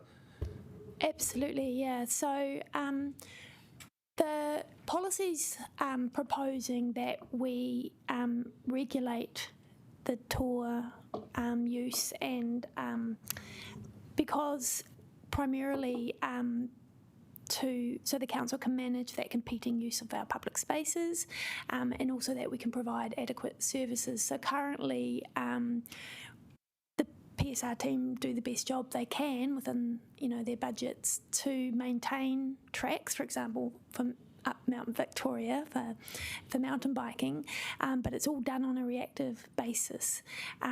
If we can start to charge the operators a very small fee just to recover the costs of that maintenance, we can be more active in that space and make sure that the tracks are as best quality as they can be. Okay. Are you looking to, as with the licensed premises, are you looking to grade it as to risk? Because I see what happens with the just to use the mountain biking one. I'd say that they cause and create a fair bit of damage at times, whereas you get a commercial tour like Rover that they're pretty much using the footpaths, and there is a benefit for Wellington in both, but there's probably more of a balance and a benefit from a Rover tour than a mountain biking. There probably isn't as much damage. Are you looking to do something like that? Well, in the policy, we've been really clear about what legally council can charge for. So we can only under the Local Government Act charge for cost recovery. So on that basis, we'd need to be really clear about what it is that we were charging for. And I think through that process, it would be really clear that, as you say, the damage is caused more by that active kind of use of our tracks, and because then we could justify that cost recovery on that basis, so it would be a bigger charge, I'd imagine. Does that make sense? Yeah, that makes sense. So, if you're looking at something like, for instance, fitness groups on Frank Kitts Park, minimal damage but a really good health outcome. Really good health outcome. There has been historically some damage caused to council assets, and as I think I've said in one of the papers, there can be as many as 6 boot camps operating at once on Frank Kitts, which then significantly affects public access to those space. But they do have historically tied things to our assets and so forth, so they do cause a little bit of damage. But yes, it's probably minimal compared to, say, mountain bike tours. Just one last question, and it just relates to the walking dog bit with multiple dogs on leads. Yes. Have we had complaints? We've had complaints on the off-lead area. So when, you have, say, 15 dogs being walked by one person turn up to an off-lead area, they take over. Yep. And we've had a lot of complaints about that. We haven't received any complaints around the on-lead areas, but the team that manage the dog licensing have raised concerns about potential risk and altercations if we don't regulate it, because we have seen as many as 20 dogs being walked by one person. Yep. Councillor Foon. Kia ora, Christine, and great work on this. Very thorough and quite exciting too, the vision for what we're going to help Wellington with, so I'm excited about that. But just a couple of small questions actually. One was on page 644, trading and event site. So how come Lyell Bay can't have any food services? That particular site is right opposite Spruce Goose. Oh, yeah. They had a great burger joint down there for a bit. Before Spruce Goose. Yeah, okay. So, a big part of this is to do an assessment on the effects of established businesses in the area. And, so PSR planners were really involved in, obviously, because it's reserves and town belt, but they were quite consider it for the established businesses. For example, at Te Aro Park and Glover Park, it's only outdoor dining that's allowed in those parks. Yeah. No. Okay. Good. Just needed to be able to answer that question in case someone asks. Of course. Just.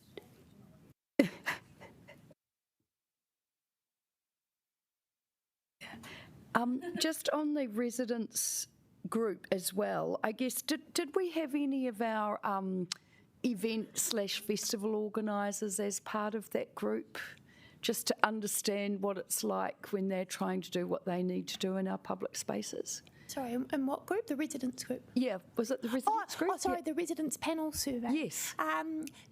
No, that's just sent out to random whoever's on the residents panel. Yeah, but as part of this consultation period, we'll go straight to the great. Okay, excellent. Thank you. But I have spoken to a few people, and for instance, his name escapes me, but the man that organised the Jaipur Street Play Streets. Oh, Mark Johnson. Great. Yeah. Great. Excellent. Yep. Okay. Thank you. Councillor O'Neill. Thank you. I had a question about establishing the same sort of accessibility rules and requirements that we have for footpaths and outdoor spaces and extending that to town belt and reserves. Is there, what are the kind of instructions that we have here? What would be the limitations in making sure that we include town belt and pedestrian access on footpaths? Why can't we do that for the town belt and public places there? So footpaths, I think I've understood your question. So footpaths are set aside for pedestrians, and so what this policy has tried to make clear, and that was what the footpath management policy, a big objective of the footpath management policy was to make sure that pedestrian prioritisation was maintained on footpaths. So we've tried to make sure that that objective is carried over into this proposed policy, and because footpaths have set standards from Waka Kotahi on a measurement for the minimum continuous accessible path, that is something that we're able to measure and provide for in this policy. But we have also been really clear in our decision-making criteria that accessibility is important and is a consideration for all activity, no matter where it is. But the continuous accessible path is particular to footpaths. Are we able to consult on accessibility to town belt public places or parks within this document as well? Yes. Yep. What? I was just thinking if there's a way that within this review, when we're looking at the accessibility for public places, I'm thinking Waitangi Park and our around the waterfront and places like those, that we are extending the same to people who might want to access the same parks out in their own suburb, not just kind of urban public places, like the other public places that are town belt. Yeah, we can specifically ask a question around that. I would love that. Thank you. Councillor Foon, we're getting there, guys. Yeah. Actually, just can I have just an outline for you on the sandwich boards, because and what the process we'll go through to flush out where we'll land on if we need them or not, or. Great question, thank you. Yeah, thank you. So sandwich boards are provided in this policy in terms of their placement and the quality of them. And as you know from the workshops that we've had, there are concerns around the use of sandwich boards because 2/3 of them are currently unlicensed and they do present accessibility concerns for footpaths.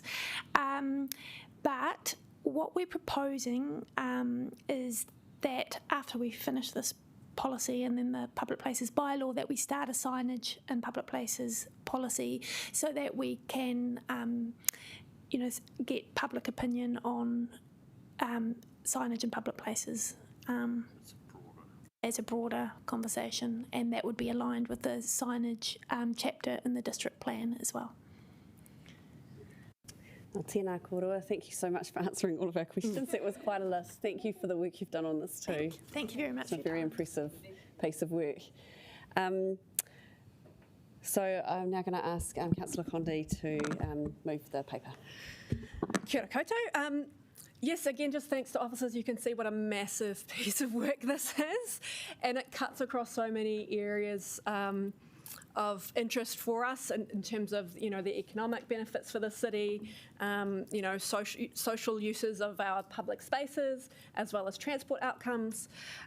It's a really complex piece of work, and it's great to actually see all of those things being how we're going to balance those different uses of the space all being considered in one policy rather than having it in separate policies and then we're having to try and figure out how to reconcile these competing uses of space. You know, we know that our footpaths are incredibly important spaces. We know that they're really important for accessibility, and we know that they're really important for people to be able to walk around our city well, which we want them to be able to do. And we want them to be able to use, pedestrians to use our footpaths with confidence, which we know at the moment we hear from people in our city they aren't necessarily using their footpath with confidence. Whether it's because there's clutter on the footpath from sandwich boards or other things occupying the footpath, or whether it's other users of the footpath on e-scooters. You know, we really want to make sure that our footpaths are great places to be, because that's really, they are for transport, but they are also really important public spaces. So I think this is going to be a great conversation with our community. There's certainly some meaty issues in there for us to talk about how we want to use that public space. And thank you for all the great questions. Is there someone lined up to second this? Do you want to? Yeah, love to. Yeah, not quite ready. But I think mostly I just really want to congratulate the team on a great process getting us here. When you read the title, Trading in Events in Public Places, it doesn't exactly get you really excited, but just underneath that hood, there's so many important areas that really, as we understand, enable our city people to move around, but also really show the vibrancy of Wellington City and enable so much to happen in the spaces that we have. But particularly, I really want to thank officers for a positive outlook on those things, particularly around busking. I was really happy with what you've brought, and I'm really excited to see how that will be embraced and what feedback we'll get through that, and also through the trading aspect, so actually enabling businesses to really, be in our on the town belt, be in places where actually it would really add, and I know to Councillor Fitzsimon's morning at football perhaps on Saturday, you know, it all really helped. Fundraise dog wash. Yeah. But particularly also outlining things like how we do that in a way that's waste-free. So all of those little details show that you're really taking on board what councillors are saying and what of our policies are really important to us. So yeah, I'm excited to see what comes back on this. Although I must say I do have friends on Cuba Street who are really open-minded and creative, but they do get driven mad by the buskers. So it'll be interesting to see what we get back. But yeah, thank you for all your mahi on this, and I'm proud to second it. Thank you. Councillor Paul, you would like to speak and have an amendment? Well, maybe. Well, yes. So I guess I'm going to my wording for the. So should I just read it out? What I would say it would be. I guess I'll move that we restore the original time restrictions on busking as it is, rather than as it is in the consultation policy. And I really like the vibe that buskers bring when you're in town at that time past midnight. Like, I think it actually brings the mood right down and cools situations down, especially when there's lots of people on the footpath moving around. Like, they're just a happy time, they're just singing. Sometimes they're making money, which they need. So, you know, this is actually about making sure we're not restricting people's professions. And I just think, again, it's eyes on the street that, you know, people can go to if they aren't feeling safe or they need to wait around as well. But I would be interested to hear, Councillor Foon, what some of the concerns are around the busking driving people mad, because I just think, yeah, as a young person that uses the space, that I feel quite safe and happy when I see the buskers, so it would be good to keep it as it is, but keen to hear the debate. I'll second. Have you checked the wording? Just the wording that you're comfy with that? I'm busking until 3 a.m. Friday. Not at 3 a.m. Can we see the wording? Have we got the wording in? Oh, we'll share it to the screen. Are you able to share it so that they can see it online? Outside in the corner. My pan in. I can read it to you if you'd like. Yep.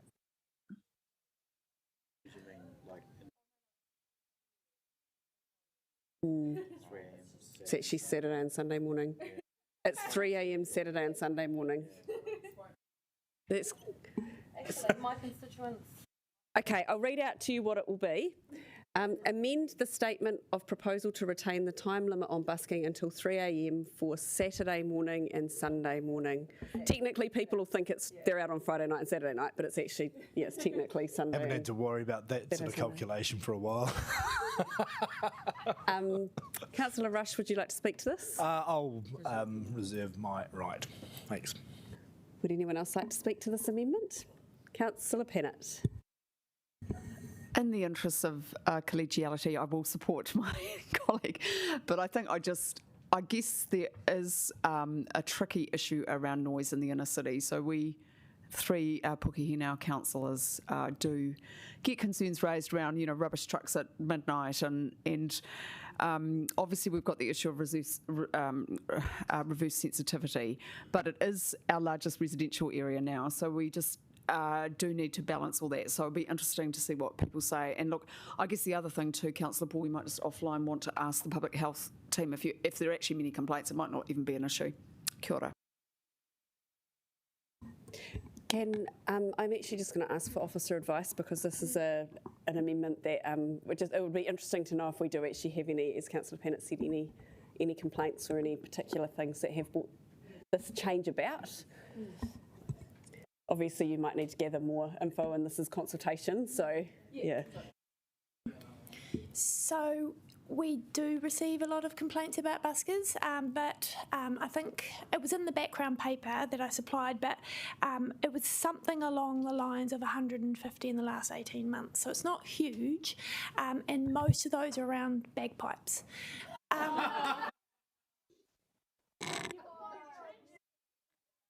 It might be in Tawa.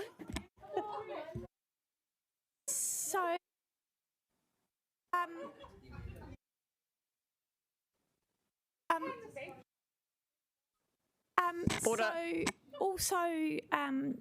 what might be helpful for you to consider is that currently in the policy we have it as 150 minutes, where you have 90 minutes to perform and 60 minutes for set up and pack down, and that's purely because retailers do complain a lot about hearing the same thing again and again.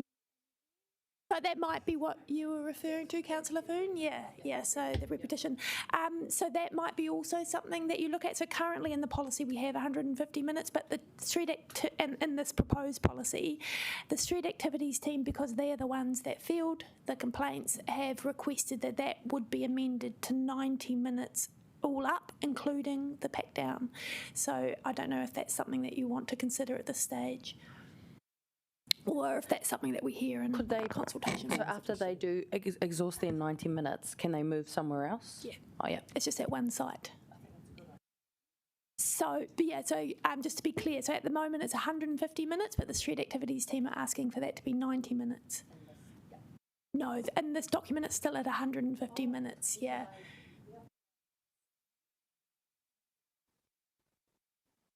So in the current proposal, it's 150 minutes. That's so 90 minutes plus 60 minutes pack down.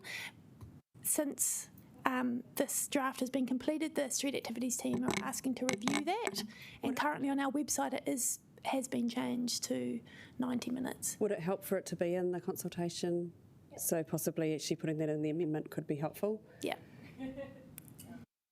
And the wording.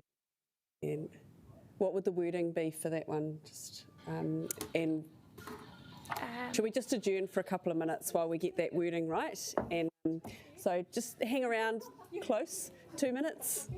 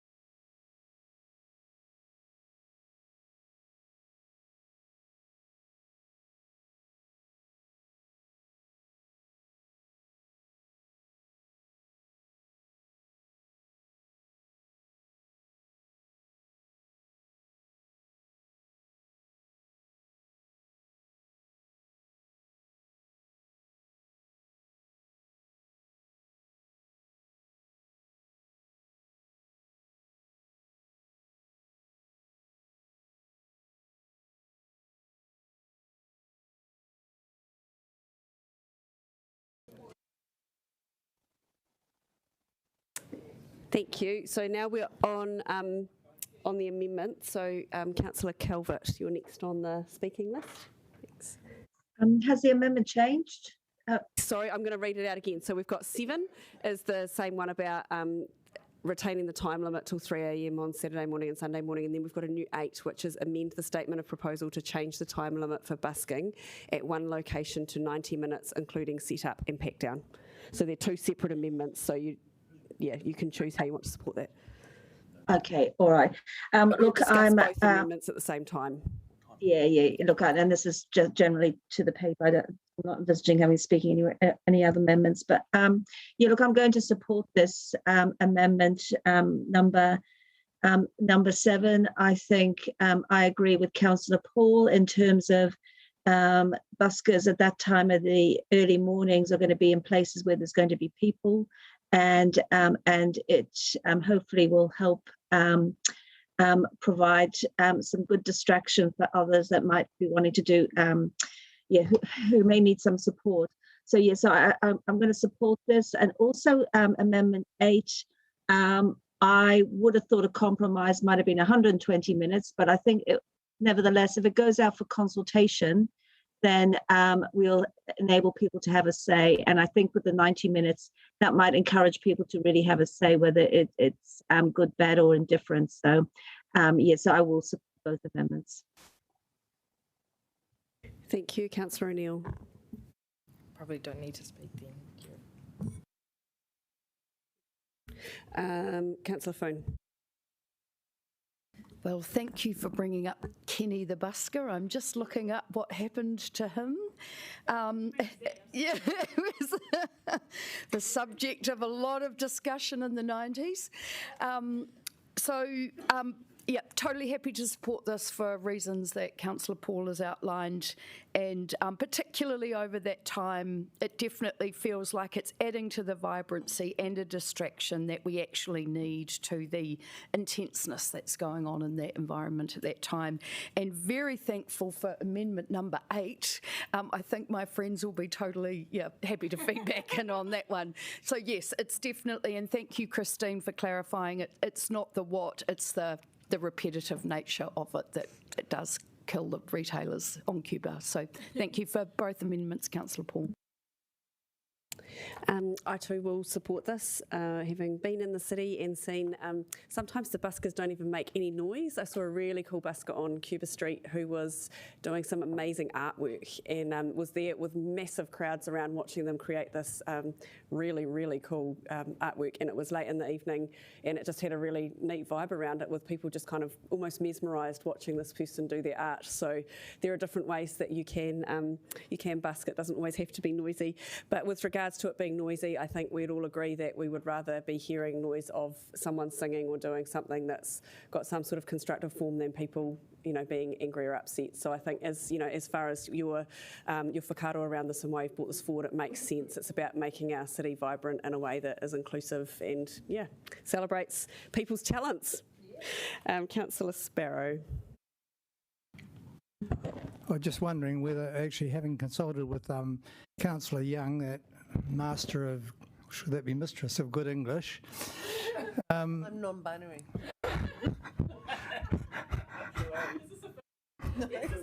I'm going to go wait. Anyway, moving on. Whether, in terms of good English, it should read for busking at any one location rather than just one location, because I would ask what that one location is. So maybe it should say at any one.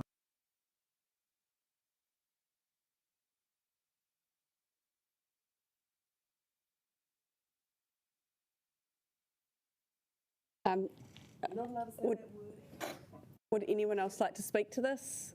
Councillor Rush, do you want to? Oh, I actually just I'm buying into the argument about eyes on the street. Actually, when I'm voting for this, I think it's a reasonably good argument. I love bagpipes, but all right. In the interest of moving things along, yes. I don't have much to say other than totally agree with things that have been said. And you don't want to see me do my rendition of House of the Rising Sun after midnight. I tell you that for free. I had to take that off my Facebook page as I ran for office in my stag do. But anyway, there we go. Councillor Paul, would you like a right of reply? Cool. Okay, so now that we've got this amendment that's been moved and seconded, I will ask you to vote.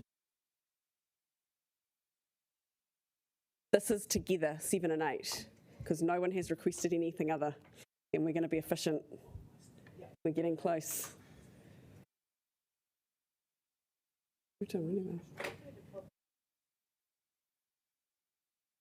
Councillor O'Neill, can you vote? Thank you. I think you voted for Andy by mistake. Oh no. Abstain. So that's carried unanimously. All right, so now back to the substantive. Would anyone like to speak to the substantive? No? Okay. So now that we've got the substantive that's been moved and seconded. Okay, thank you. Timer, please. I want lunch. Look, I just wanted to briefly say I'm really grateful to the staff for putting strong advice in around smoking. That I think it is appropriate for this council to take a strong view. This is a travesty that so many have died for so long at the hands of large tobacco companies. So I think it's good to keep going on that. We want to be smoke-free by 2025.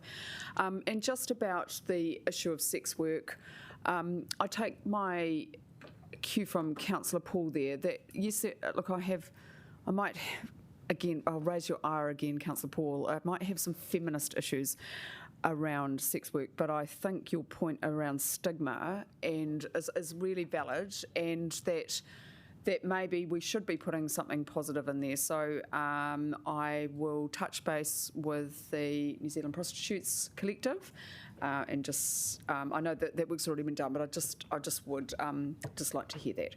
But thank you. It's good work. Kia ora. I'll say a few words.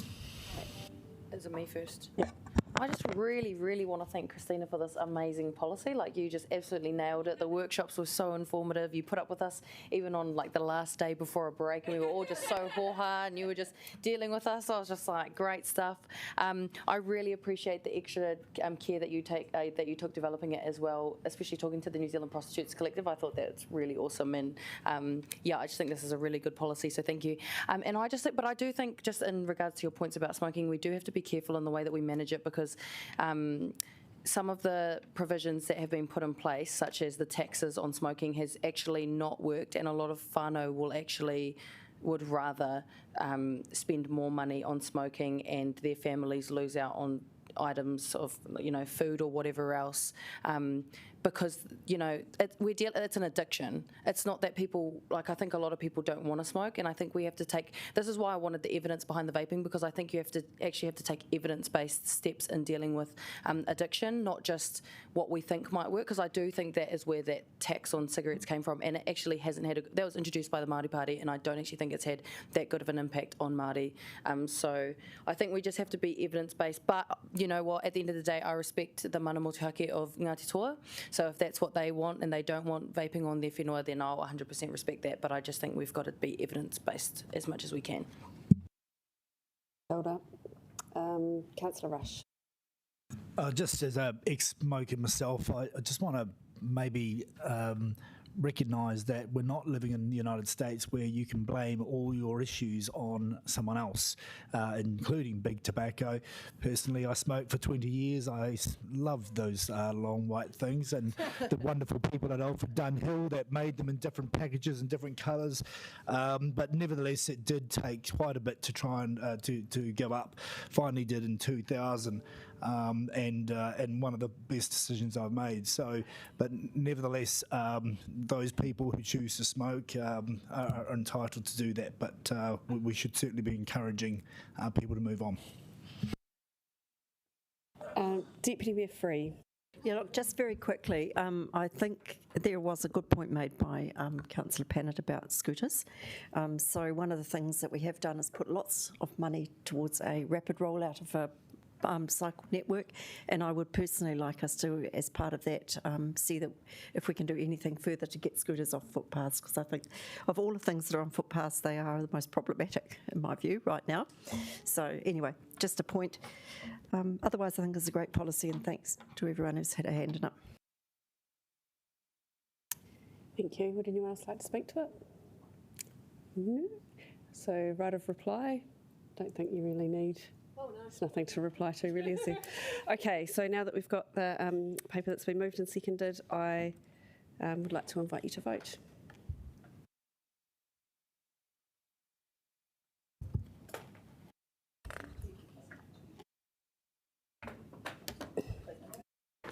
Everyone's voted correctly. So that's carried unanimously, which is fantastic. Right, the last one should be very quick, and I'm going to move that that one, so that we've got the forward program, which is, as you can see on the paper, it's fairly simple at the moment, because obviously we've got our July break coming up, so there's still a bit of work happening in the background. But I'm going to move it, and you're going to second it, Councillor Rush. Is there any debate? Oop, okay, so now, Councillor Calvert, you've got debate. Okay. Yes, I do want to debate this, because it is an individual forward program, but one of the things that we've noticed in the last this month is that despite what was in the window report, that we haven't got a cohesive, planned forward program of all our committees. And so what we've ended up this week is 3 different committees meeting, hearing extensive oral submissions, and this is not the intention of what was in the window report. This is impacting on good governance. It's impacting on the democratic process and people being able to be heard, but also that in enabling elected members to understand exactly what's in front of them and them having enough time to consider the information in front of them. This is the copy of the papers for just this meeting today. I haven't got to hand the other committee meetings papers, but probably equal amounts as well. This is not enabling us to undertake our roles effectively as elected members. So I'm raising this publicly because I don't think this is good enough. I know this is the month before we go into recess, and there's a number of items that we need to deal with, but we need to get much better at managing these.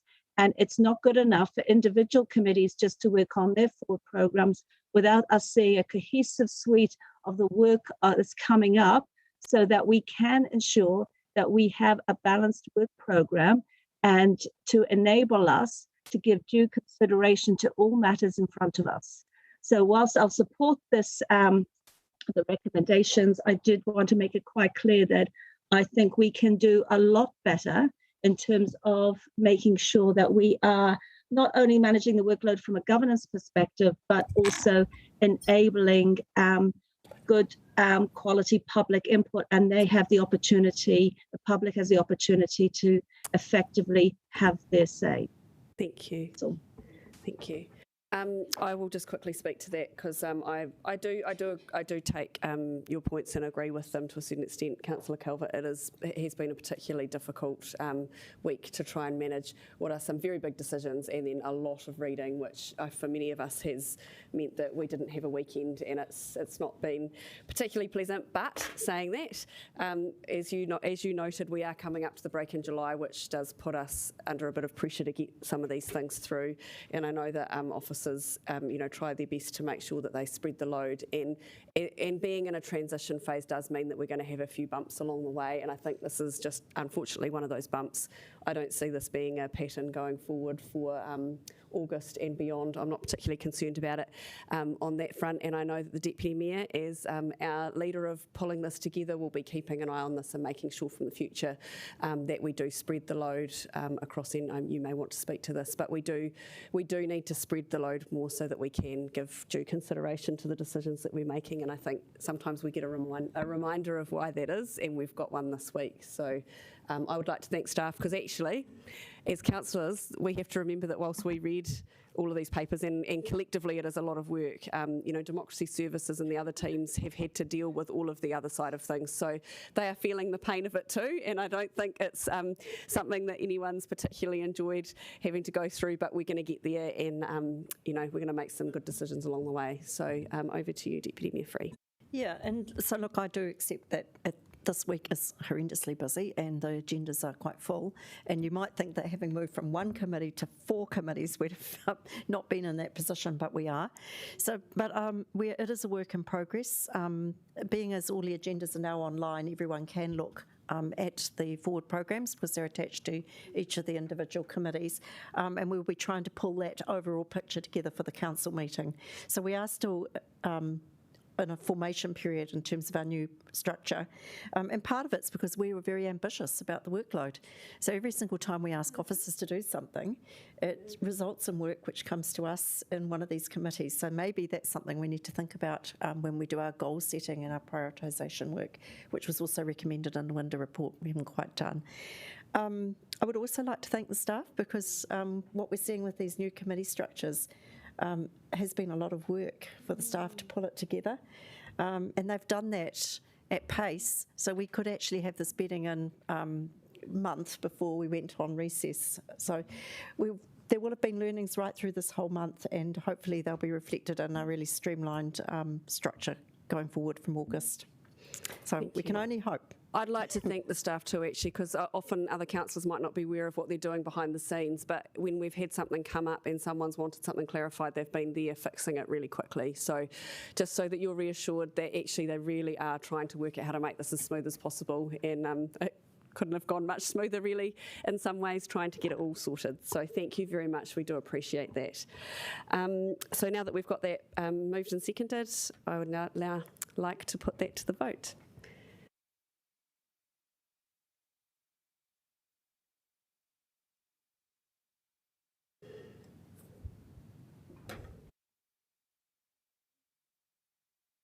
Has everyone voted? Might not have worked. We're done? Was it unanimous? Carried? Yes, so it's carried and unanimous. So kua mutu i tēnei hui, e tū i te karakia mutunga. Unu hia, ki te uru tapu nui. Wātea, kia mama, te ngākau, te tinana, te wairua. I te ara takatu, koe ara e rongo, whakari aki ki runga. Kia wātea, aira ko wātea. Hold up. And we have some kai, it was a light lunch, I think. Oh yeah, I didn't see the email, other people have let me